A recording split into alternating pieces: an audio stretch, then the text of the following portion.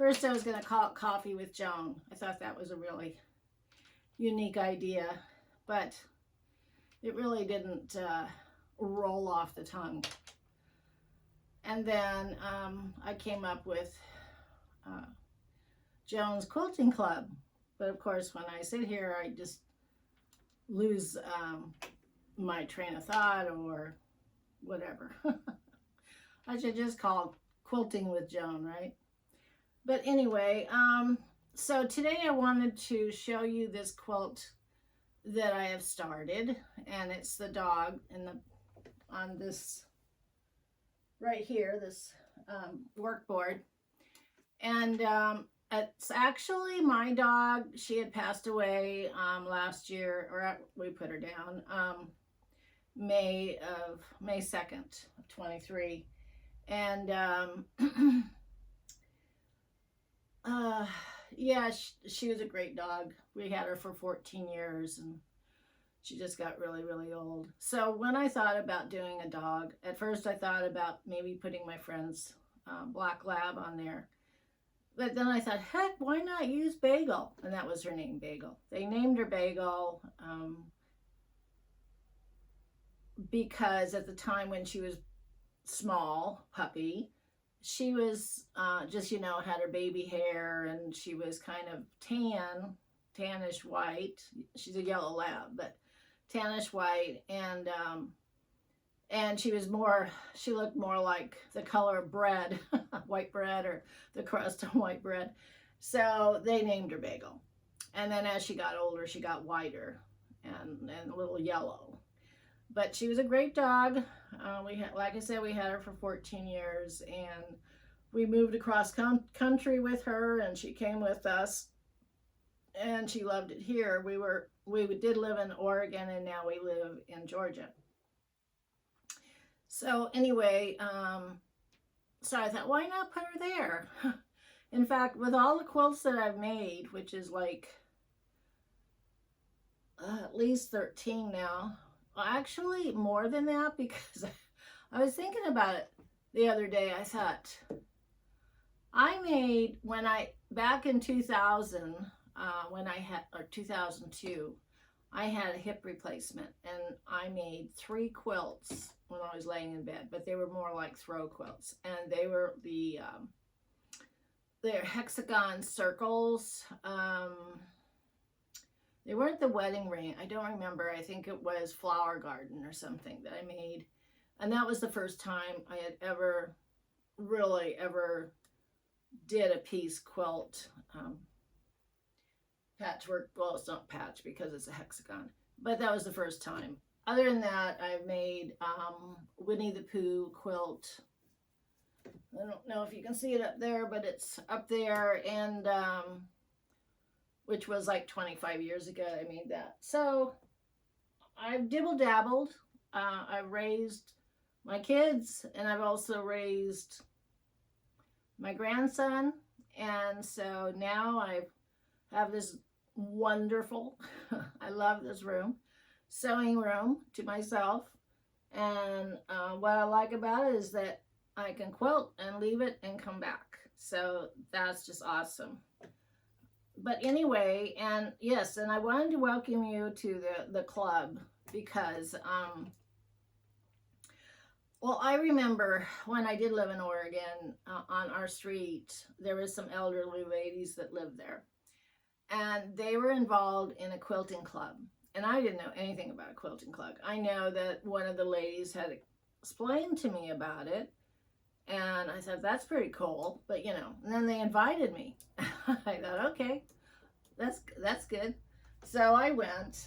And it was just women sitting around in the living room, having coffee or tea or whatever they wanted to drink, and socializing. And I thought that was pretty cool, to be able just to sit and socialize and talk about the different projects that they were working on. And one of the ladies there had mentioned about they did like blocks, or they would do quilts, but they would work on a block for a month and move on. I'm guessing, I can't exactly remember if that's what they were doing, or maybe it's a block a week. I did not go that way. I didn't make the quilt, or I started making the quilt, and at this day it's not really finished, but it is on my other board. But anyway, and I'm tempting. I've gotten the border on it, or actually I've gotten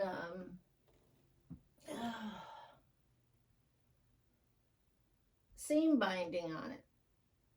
Is that the right word? Anyway, I have, it looks like the border, but I think I'm going to make it longer because it's a small, it would actually be a type of quilt that would just hang on your wall, and I might just leave it like that. And this one too, I haven't decided if I'm going to make it a throw size, which I might do. In fact, yesterday when I had it all cut out, I was trying to figure out why my my squares weren't meeting up. They're with the dog's face, with Bagel's face. But then after thinking about it, I thought, well, I really haven't sewed Bagel together. And so naturally, when you get them sewed, her face all sewed together, it's going to shrink a little. And then I think the squares will work around it fine. But in the meantime, so yesterday when I was making more squares, I thought, oh no, I'm going to have to add more to the bottom, like that one over there, which is brown and pink. And I added one more. Actually, yeah, one more roll to it, thinking it's not going to. So who knows? It might work. I might have to add more to it. But I'm thinking of maybe just making it like this and using it as a wall hanging in my room here. Or I might turn it into a throw. But I think it's really cute, and we'll see how it goes. Also, the pattern, I just kind of looked at the pattern and made it. You can buy the patterns from the artist. I didn't. I rarely ever do. And it might not be exactly how they made it, but my brain kind of works with just looking at something and doing it versus sitting there and trying to figure it out. But when I do work on something like this, I do a graft. Now, I don't know if you can see it, which you probably can't, but above the dog's head or Bagel's head, I put numbers, and each roll of the face is numbered from 1 to 8. And then I also draw a graft, and this is her, and it's a graft with where the colors go, and it helps. But it's just a matter of getting it down, and that's what I do. Most of my things that are detailed, I just do a graft like this, and then I'll do like a makeshift graft up there on the wall to keep my line straight and where everything goes. And so underneath all these half square triangles and squares, which are 2 by 2 squares, there is paper under it, and each paper shows where it would go. And as I sew through it, I'll remove those papers. So like the two top, the dog's head and her eyes, the papers are gone because obviously I don't need it. The separation there between the ears, there is a dark line that runs through. So that is being added. And then when I first sewed it together, I thought, oh, this looks different. And so then I realized that I needed to put the dark line. So that'll come in later after I get the head to the scarf, or down between the nose and the mouth. that's where that black line stops on both sides of the ears. And then I will sew it together. It'll and the line will only be like 1/4 of an inch wide, so it's just kind of like a shadow line, and it kind of gives it more definition. Looks better far away. So that's what I'm doing. That's what I'm working on today, and I was working on it yesterday. And so what I've been doing here is, what I will do is I will take this triangle and this triangle, and I sew them together, and then I'll take this solid white and I'll sew those two together. And as I'm working across, I'm looking at my grid here, and I'm looking at here, and I'm looking at the numbers so it all matches up. So, but just putting these together so far, I've kind of had to take them apart. So what I'll do right now is I will start sewing on it to show you what I'm doing, and you can understand. And if you want to use this pattern or try to do this on your own, go for it. You know, I think it's really a cute, very cute quilt. It'd be great for children, but I'm going to keep it for myself because it's my doggie. And I miss her dearly. So excuse my back, but I'm going to sew these two half square triangles together and this square solid white. And then again, I do have my graft here so I can look over here to see what I need to do. I mean, well, I know that I need to sew it, but how to lay it out properly, because I was finding that I was not laying it out right. And then I'd sew it together and I go, wait a minute, that doesn't look right. That's not. So anyway, so yeah,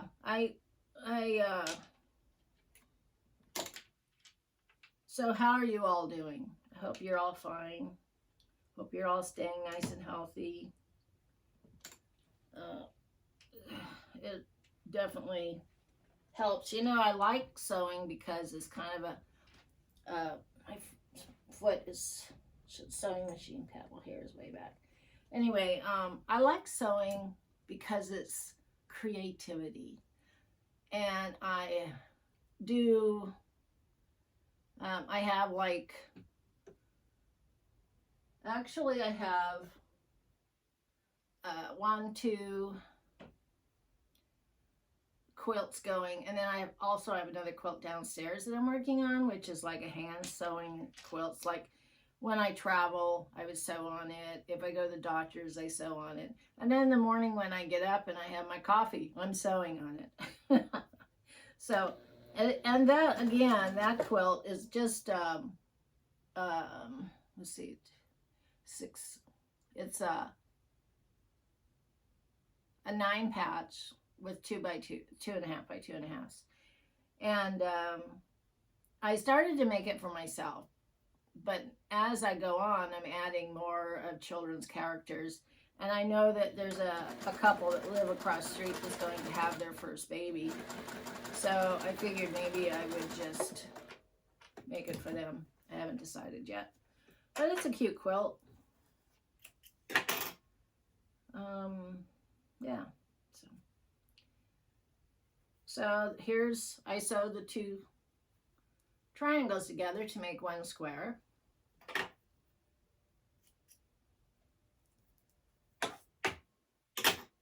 Now I'm not back stitching, and the reason is because I might have to rip it out, and it'll be harder. Well, it won't be harder, but you know. Okay, so this is line 3, and I'm on 1, so I need to turn this one this way. And then, okay, so I'm going to, and you know, when you sew half square triangles together, then your square gets, or that square becomes a little smaller than the square I'm sewing it to, so then I need to trim it after I'm done. sewing them together. So that looks a little awkward, but like I said, I think that's why I was having problems thinking, oh, why isn't those squares matching up? But okay, so that's that. Okay, so this brown goes in this corner, and then the white, and then this square, which is a little longer, and I just trim it, and after I sew them together. So this, and there again, the paper I have here is kind of color coded, so this would be brown and that would be white. And so I'm just gonna lay this here like that for right now. Don't fall. Oop. And this is gonna go here. So I'm not gonna attach this one to this because I'm only attaching them this way until, and then this one will be attached to that one until I get past this black line or this dark brown line, the shadow line, and then all these will be sewn together. So it'll all be sewn together eventually, but I figured, well, how am I going to put this piece in right here? How am I going to do that? So I figured, well, if I sew these four together and these together, then I'll have a line to insert this. So that's how I came up with it. And I'm sure that's how you do it. So anyway, that's what I'm doing. I'll continue on. Go ahead and sew, do whatever you like, chit chat with your friends. I am just gonna start putting this together. If you have any questions, you can send me a comment. Yeah. Sorry that my back is towards you. Okay, let me sew these two together. So these are two white, 2.5 by 2.5 squares. And once I sew them together, they're going to be 2 by 2. And I'm taking about a 1/4 inch seam.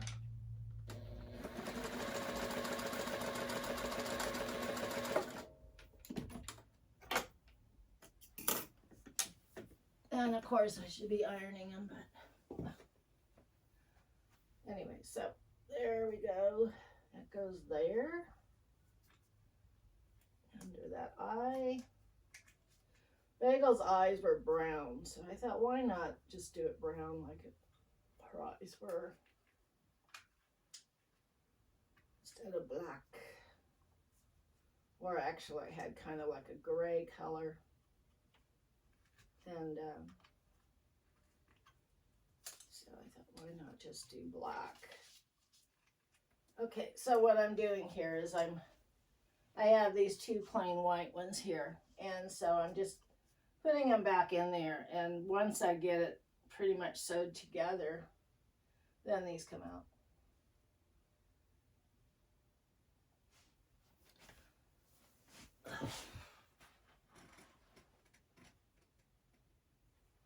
So how are those going? Well, I guess we can go this way.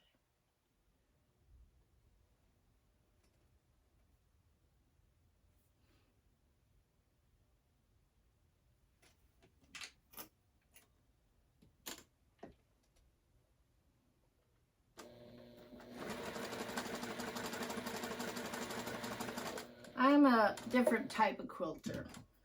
I'm not so much of a traditional quilter. I like to incorporate other things in my quilt other than just fabric and sewing. Sometimes I'll paint on the fabrics.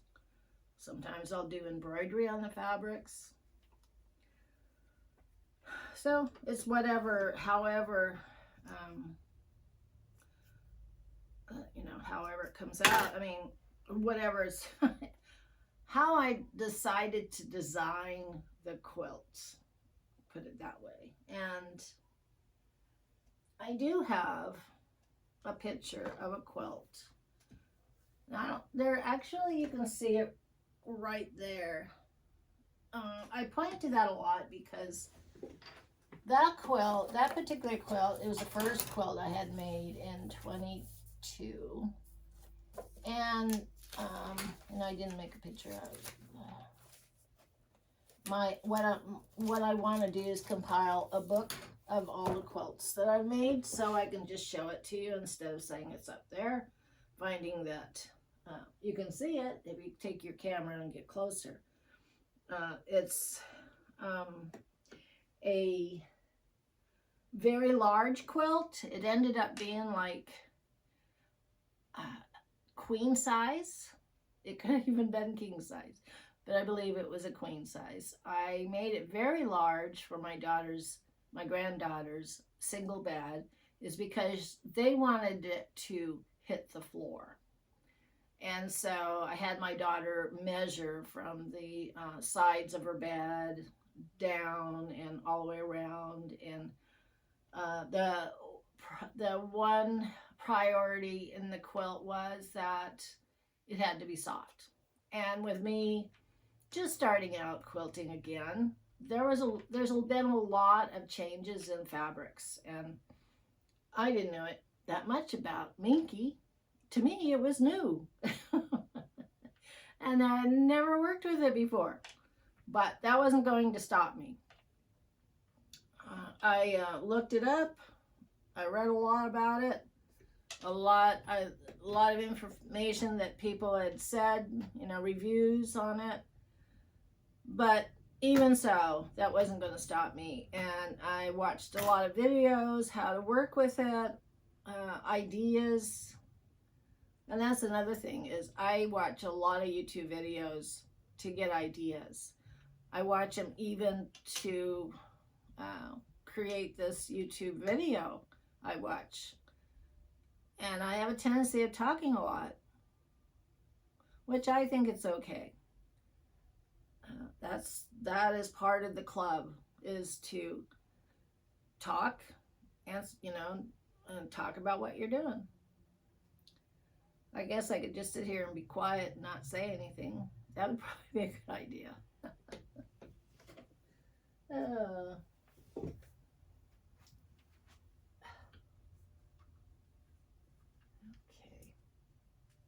It's hard for me to be quiet though.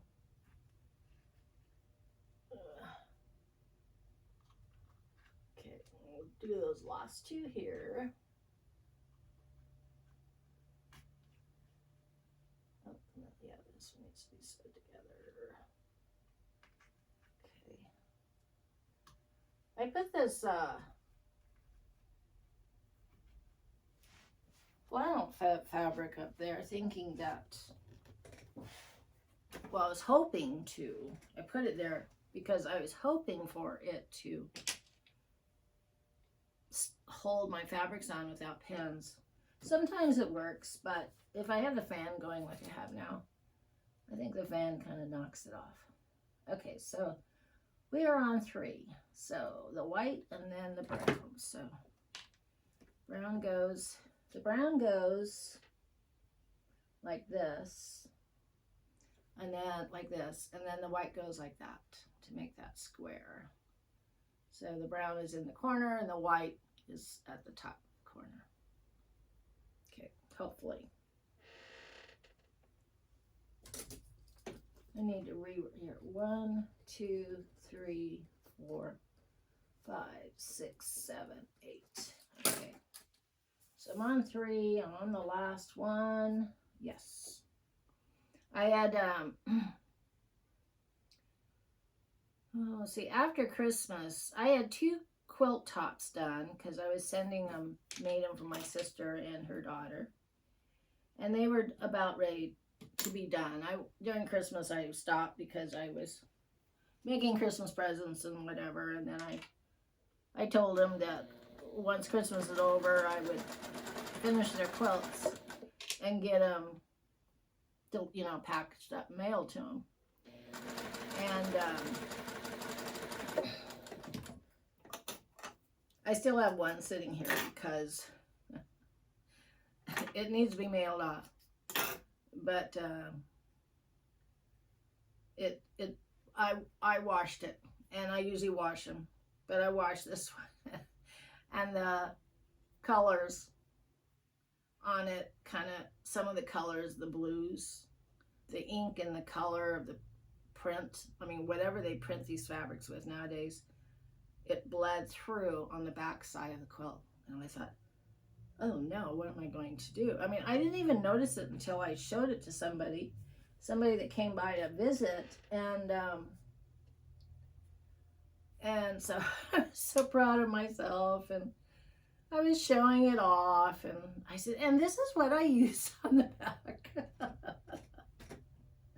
And sure enough, there was a blue spot on a white flower, there was a blue spot on a white leaf, and there was another blue spot on a white leaf. And I thought, well, at least it went on the leaves, right? So I thought, oh gosh, well, I guess I could just mail it to her this way. Or I could do something about it. So I painted it. I had some fabric paints. And so I thought, well, I'll just paint it. And that's what I did. So I'll show you what it looks like right now. Get this. Okay. So now I know how to resolve the if your fabrics run through. It's just my way of doing it, and I've washed it since, and it has stopped bleeding. Plus, I also put in some vinegar to help set the color in the quilt. So let me put this back up right here, and I'll show you that quilt. I'm gonna just tiptoe over here real quick, grab it, and I'll be right back.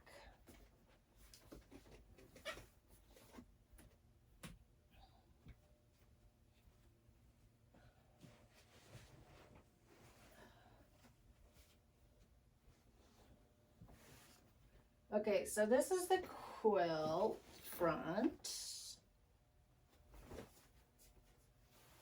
This is the quilt front, and this is called Pathway. I think it's called Pathway. And so the dark blues are the ones that bled through. So, like I said, I painted it. And I hope you can see that on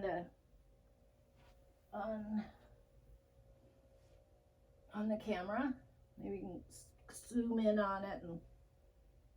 But there's no way I could take this. I mean, I could take it apart, but then I've quilted it too. And I thought, what am I going to do?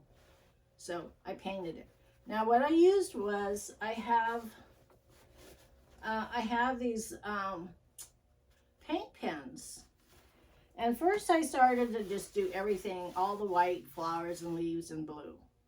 And I thought, well, that looks good, but there is green in here. And I even thought about doing a little bit of red, but the red on my paint pens weren't like magenta or, you know. So I just kept it at blue and green. And I think it came out pretty good, considering. I also had bought some other fabric paint, and I did a little bit of sponge painting on it too as well. So that's, you know, I don't know what quilters do when they end up in that position where your quilt has bled through on the back side. I don't know. I've never dealt with that before. So everything is a learning process with this quilting. You never know what is going to bleed through and what's not. So, but anyway, I've enjoyed this time with you, and I hope you have.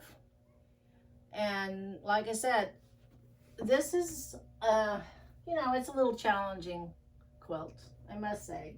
But it's only, uh, it's, it's the layout. I mean, I don't know what to say. It's challenging, but I'm getting through it. But if you are experienced quilters, this would not be, you know, it'd be easy for you. But I never look at it that way. I mean, I have a friend that always usually doubts me on what I'm going to do, but I do it. And I think she does it just to challenge me to say, oh, I don't think you can do that. And I don't tell me that. And I've done it. So I'm working on it. I can't say it's totally done because it's not, because I'm still working on it. So the next time we get back together, it will be sewed more, and hopefully, you know, the dog will be sewed together, and then we can move on with that. But it's a work in progress. I also have other quilts that I'm working on too, and plus I'm going to be working on a family tree quilt for my daughter and my other grandson. So all these are working in progress, and I know that a lot of quilters do work on numerous quilts at a time. Anyway, so good talking. See you all tomorrow, and have the great rest of the day. Bye-bye.